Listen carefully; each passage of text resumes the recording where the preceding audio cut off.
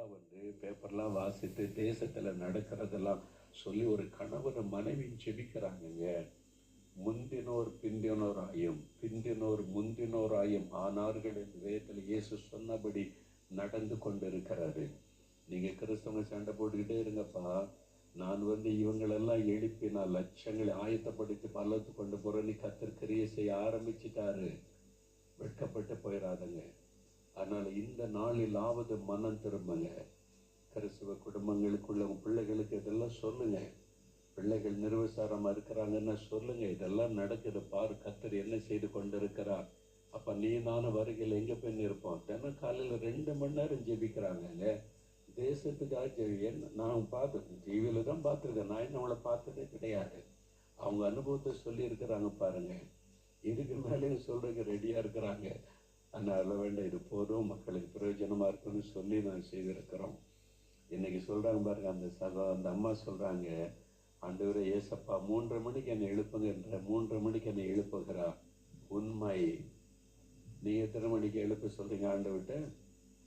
யோசிங்க. ஊழியக்காரர்கள், மொழி நேர ஊழியக்காரர்கள், தயவு செய்து இந்த நாளிலாவது மனம் திரும்பி ஒப்பு கொடுங்க. நிர்விசாரத்தை விட்டு விலகுங்க. இன்னும் ஜெபிக்காதபடி ஜபம் தேவையில்லை, அது தேவையில்லை, விதண்டவாதம் பேசி சாபத்தை தேடிக்கொண்டு நரகத்தின் அக்கனுக்குள்ள போகிறாருங்க. இவங்க சாட்சி சொல்லுவாங்க என்னன்னு. அப்ப இன்னைக்கு ரட்சிக்கப்பட்டு வராங்களே, இவங்க அனுபவம் என்னது? ஆண்டு கொண்டு நிறுத்துவார்ல. என்ன ஜெபிக்க தேவையில்லைன்னு பிரசங்கம் பண்ணிக்கிட்டு அலைகிற? இங்க பாரு, அதிகாலை 3:30 மணிக்கு யார் எழுப்புறா? அவங்கள இயேசு எழுப்புகிறார். தேசத்துக்காக ஜெபிக்கிறாங்க. 2 மணி நேரம் ஜெபிக்கிறாங்க. யோசித்து பாருங்க. இப்பதான் ரட்சிக்கப்பட்டவங்க, சில வருஷம் தான் ஆகிறது. அப்ப தயவு செய்து இன்னைக்கு நிறைய பேரோட கர்த்தர் பேசுகிறார். இதுக்கு மேலே கர்த்தர் இன்னும் விளக்கமா பேசணும்னு எதிர்பார்க்குறீங்களா? இன்னும் எவ்வளவு நாள் நிர்விசாரமா இருக்க போறீங்க? உங்களோட பேசுகிறார்ல. அந்நிய பாஷை பேசுறீங்க, சர்ச்சுக்கு போனா அந்நிய பாஷை பேசுறீங்க. காலையில எழும்பி எவ்வளவு நேரம் தேசத்துக்காக ஜெபிச்சீங்க? அழிந்து கொண்டு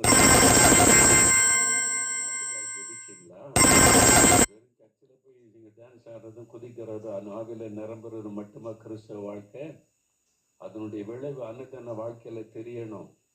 இருக்குதா? யோசித்து பாருங்க. இன்னைக்கு ஆண்டவர் நம்மோடு பேசுகிறார். பரம்பரை கிறிஸ்தவர்களோடு பேசுகிறார். இன்னைக்கு உள்ள 2 சாட்சியுமே கேளுங்க. எல்லாம் 2 மணி நேரம் காலையில் எழும்பி ஜெபிக்கிறாங்க. நம்ம எவ்வளவு நேரம் ஜெபிக்கிறோம்?